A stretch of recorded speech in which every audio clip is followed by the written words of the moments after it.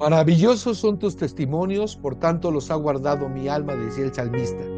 Y efectivamente, un cristiano que camina en el sendero que el Señor ha trazado no tiene problemas, por el contrario tiene bendiciones. Pero ¿has pensado qué sucede con aquellas personas que acuden a los ídolos, que van en pos de la idolatría? Y entiéndase, idolatría no tan solamente adorar a imágenes hechas de mano de hombre, sino poner en el lugar que debe ocupar Dios cualquier cosa o persona o actividad. Eso se llama idolatría.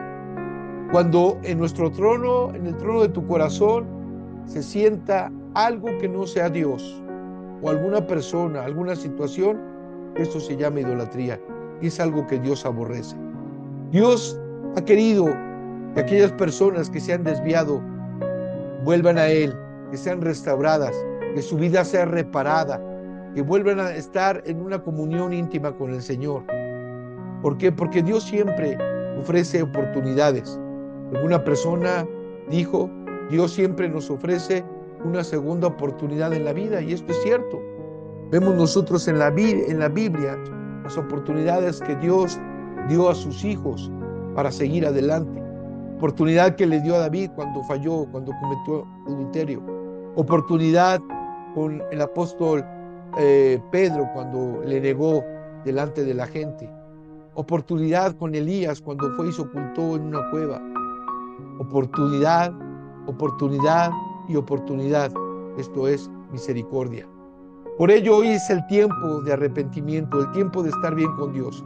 Dice Isaías capítulo 55, versículo 6, buscad a Jehová mientras puede ser hallado, llamadle en tanto que está cercano.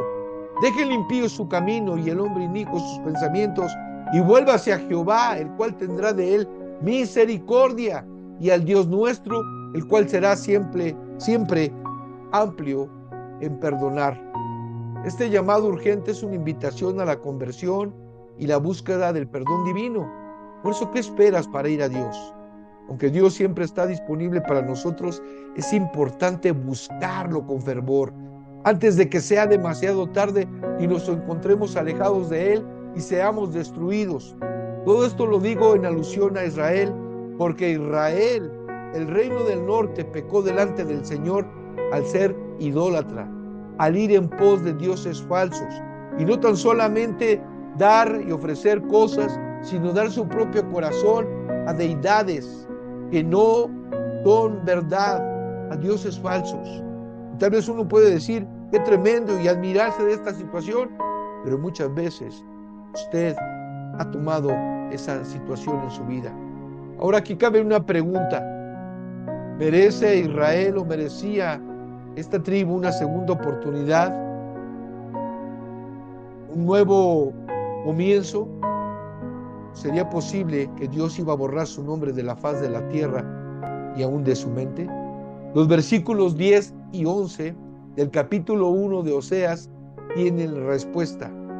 Iremos a ellos, pero antes vamos a pedir la dirección del Señor en oración. Acompáñame, por favor.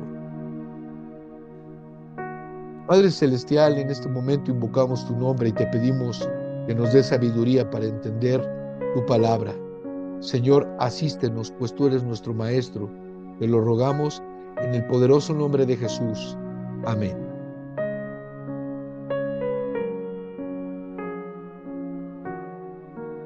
En esta oportunidad quiero que vayamos nuevamente al libro de Oseas, al capítulo 1, versículos 10 y 11. Y vamos a meditar en el Señor por unos momentos al respecto.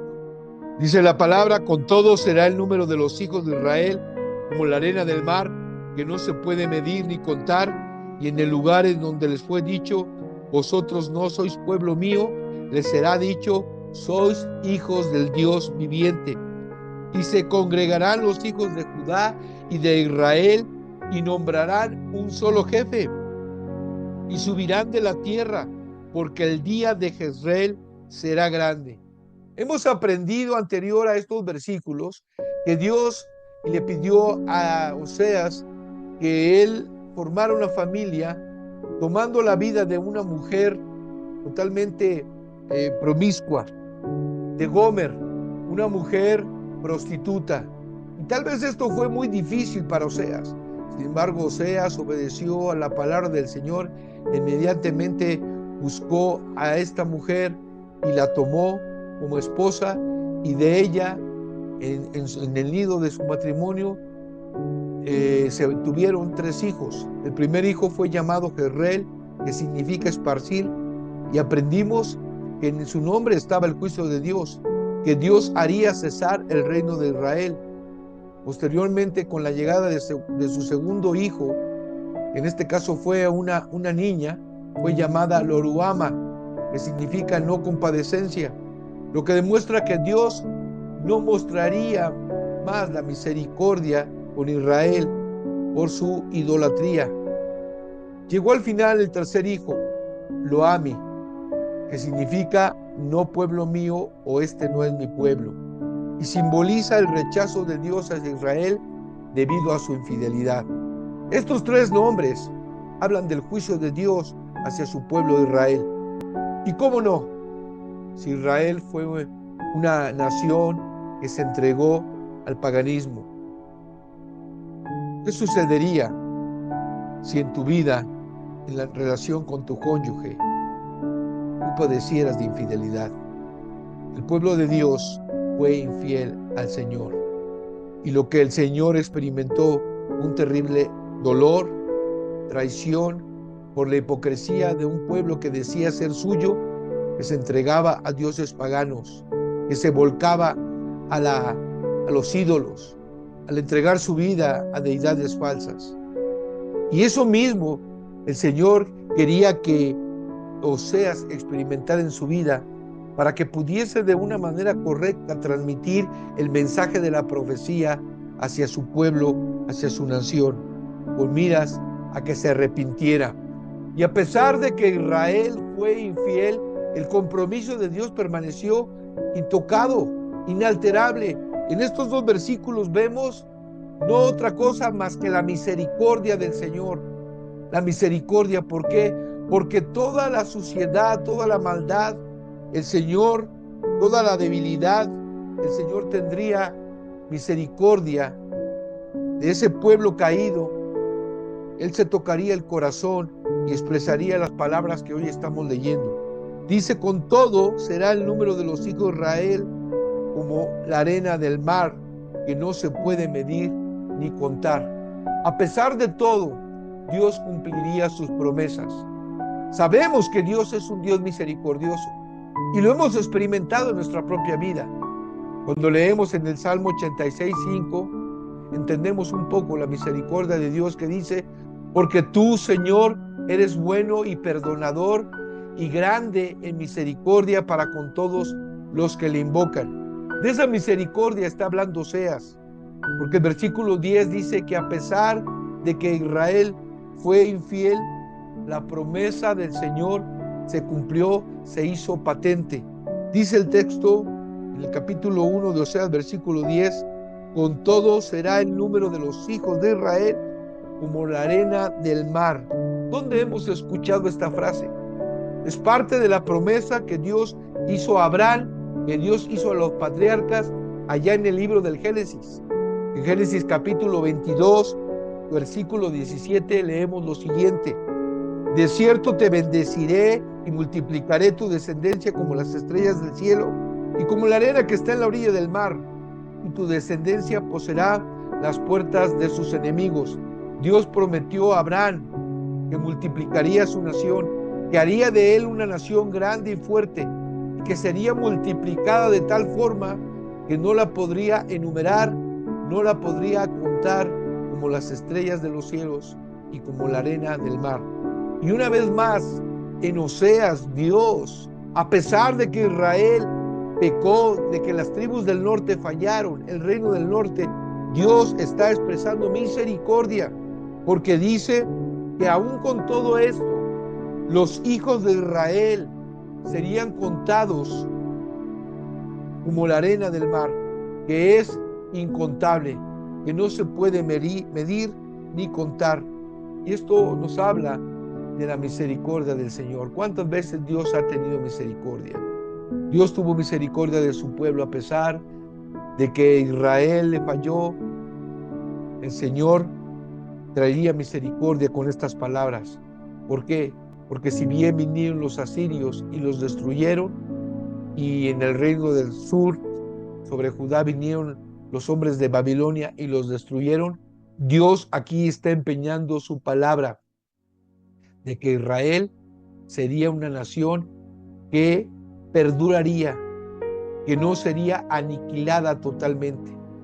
Y esta profecía, los estudiosos refieren que tiene un doble cumplimiento. Un cumplimiento a plazo corto y a plazo largo. Plazo corto, cuando Judá regresa del exilio de Babilonia, aún se comenta que también personas de la nación del norte de Israel se unieron a Judá y regresaron como un remanente a Jerusalén, donde posteriormente iniciarían la construcción de las murallas, las reconstruirían y el templo del Señor. Sin embargo, Israel fue pasado, la nación del norte, por el juicio de Dios. Ahora, algo que llama la atención. Uno de los hijos de Oseas, Jezreel, significaba: este no es mi pueblo, porque ya habían cansado al Señor. De tal magnitud era su pecado que Dios le dijo: tú ya no eres mi pueblo. Como tal vez algunas veces usted lo ha pensado en relación a sus hijos, cuando han fallado y han caído bajo, que usted tal vez llegue un momento a decir: ya no vas a ser de aquí en adelante mi hijo por tu pecado. Sin embargo, la misericordia del Señor se hace patente aún en el libro de Oseas, y dice en el versículo 10: y en el lugar en donde les fue dicho: vosotros no sois mi pueblo, les será dicho: sois hijos del Dios viviente. Y es que los estudiosos dicen que esta segunda parte de la profecía habla de aquel tiempo cuando nuestro Señor Jesucristo regresa a la tierra, donde Israel será levantado nuevamente como una nación unida, y van a experimentar la unidad en Cristo cuando el Señor reine. Dice el versículo 11, y de esto lo afirma lo que acabo de decir, el versículo 11, que dice: y se congregarán los hijos de Judá y de Israel. Habla de la unión de estos reinos que fueron, de este pueblo que fue dividido en dos reinos, ahora será unido en uno solo. Israel y Judá serán unidos, y dice: y nombrarán un solo jefe. Esto habla de unidad, esto habla de un mismo sentir. Solamente Dios lo va a lograr, porque el hombre no lo ha podido hacer. Lo hará en aquel día, en el día de Jezreel, en el día del Señor. Pero también es importante y entender que este pasaje para nosotros trae una enseñanza. Aún el apóstol Pablo, en la carta a los romanos, cita al libro de Oseas, cita el versículo 10 que acabamos de leer, y es interesante lo que dice en relación a los creyentes después de Cristo, aquellos judíos y aquellos gentiles que ahora han venido a los pies del Mesías y han creído como Señor y Salvador, y lo han hecho el Dios de su vida, y ahora son llamados una nueva nación. Vamos a escuchar lo que dice el apóstol Pablo en Romanos capítulo 9, del versículo 23 al 26. Dice: y para hacer notorias las riquezas de su gloria, las mostró para con los vasos de misericordia que él preparó de antemano para gloria, a los cuales también ha llamado, esto es, a nosotros, no solo de los judíos, sino también de los gentiles. Como también en Oseas dice: llamaré pueblo mío al que no era mi pueblo, y a la no amada, amada. Y en el lugar donde se les dijo: vosotros no sois pueblo mío, allí serán llamados hijos del Dios viviente. Y aunque Dios había dicho, volviendo al pensamiento del libro de Oseas, aunque Dios había dicho que les iba a destruir, que les iba a esparcir, el Señor está dando una promesa de misericordia para que aquel judío y aún aquel gentil en este tiempo que se arrepienta de veras de corazón pueda ser llamado hijo hijos del Dios viviente. Y esto me hace recordar lo que dice la Escritura en el Evangelio de Juan, en el capítulo 1, cuando dice así el Señor de la siguiente manera, en el versículo 12: mas a todos los que le recibieron, a los que creen en su nombre, les dio potestad de ser hechos hijos de Dios. Esto habla de misericordia, porque aún nosotros en este tiempo hemos experimentado la misericordia de Dios, y aunque no somos pueblo de Él, podemos en Cristo ser llamados hijos del Dios viviente. Pero volviendo al contexto, al pasaje de Oseas, Israel halló misericordia, y está esta profecía que aún no ha tenido su cumplimiento definitivo. Habrá un día, esa nación que Dios mismo le llamó, tú no eres mi pueblo, Israel, ahora en su misericordia, Dios le llama hijos.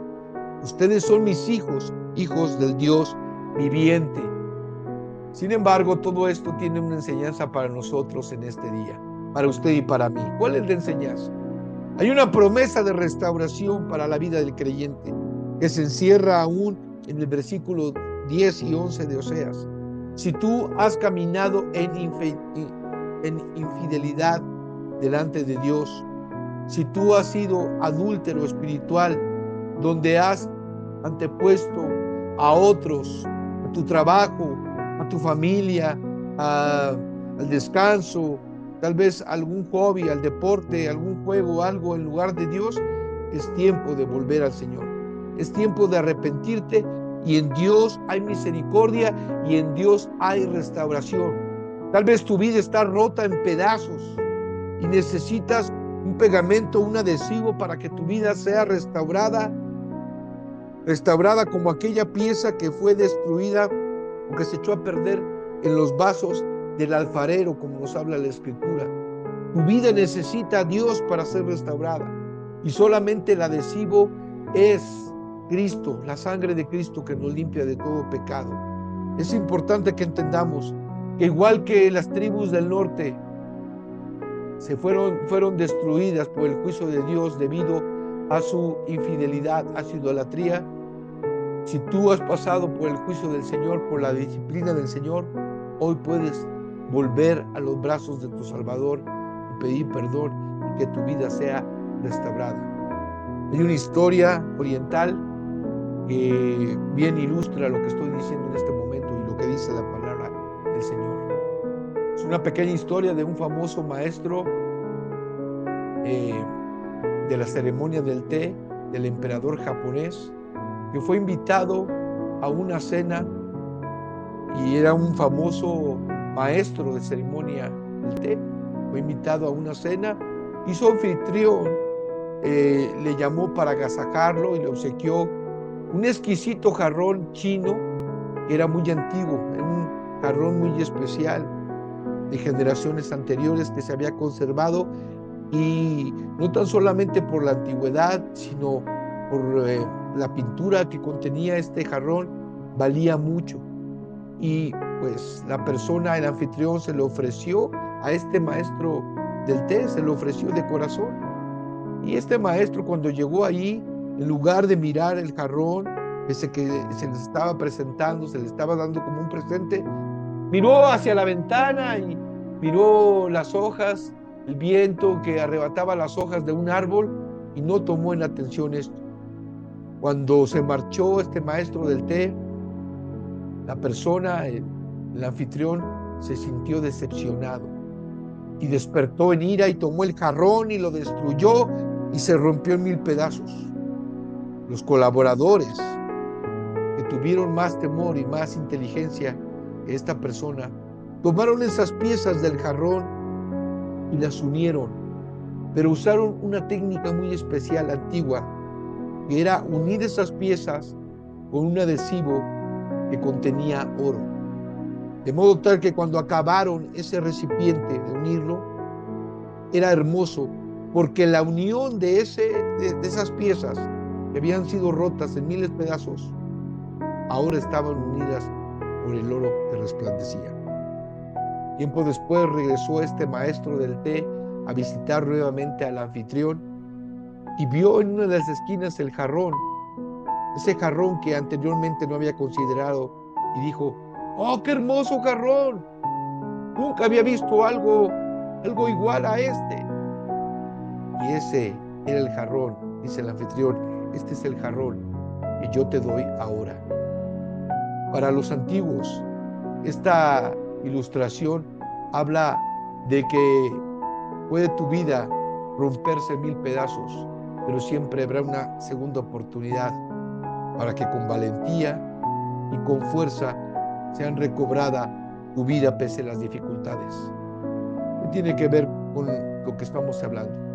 Cristo Jesús, ese es ese oro, ese adhesivo que puede unir nuevamente tu vida y puede restaurarla y puede traer de tu vida a una nueva persona, a una vida íntegra delante de Él. Y esto solamente el Señor lo puede lograr. Porque si para Israel hubo misericordia, también puede haber para ti misericordia. Y así, como está prometido y como está profetizado que Israel y Judá se unirán y serán una nación, una sola nación en el Señor, tu vida puede estar adherida al Señor y ser una nueva persona y ser una persona perdonada por la sangre de Cristo Jesús. ¿No te parece una gran y hermosa enseñanza para nuestra vida? Si tú te encuentras en este caso, ¿qué esperas para volver al Señor? ¿Qué esperas para ser unido a Dios nuevamente a través de la sangre de Cristo, que es la única que nos limpia de todo pecado? En Dios y solo en Dios siempre habrá misericordia.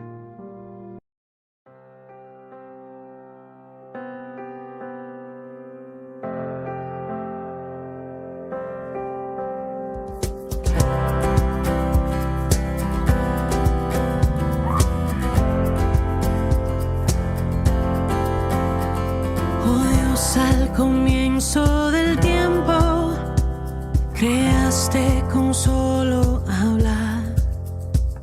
Conforme a tu imagen formaste a la humanidad.